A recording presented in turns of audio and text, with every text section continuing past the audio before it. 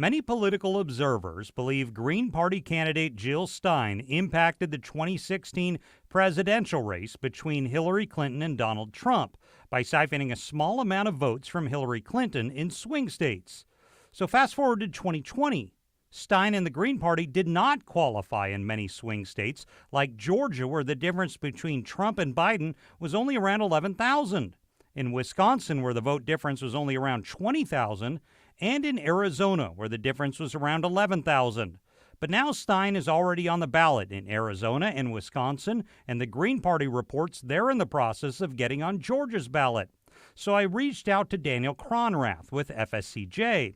He says Jill Stein could very well impact the race. I think sometimes the impact of a third-party candidate or a Green Party candidate on the Democratic Party can be overrated. However, when you're talking about margins, which are less than 10,000 in some votes, any kind of loss in a traditional Democratic voting bloc to a Green Party candidate could be very devastating for the Democrats. Here's another issue worth watching.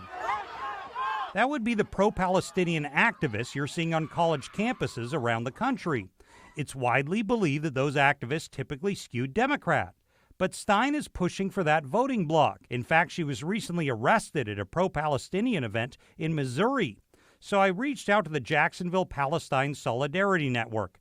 They're watching Jill Stein. I think that what Jill Stein has done, sticking her neck out for the Palestinian people, shows a lot of courage, but it also shows that it is possible for these candidates to represent people's interests. So Cronrath did tell me something important. Many times third parties overpoll. They do better in May than they actually do in November. And many times voters come home and eventually vote either Democrat or Republican. While we mentioned Stein in this story a lot, we did not discuss RFK Jr. very much, who's also running, but he's getting considerable more press coverage than Stein, which is why we wanted to do this story.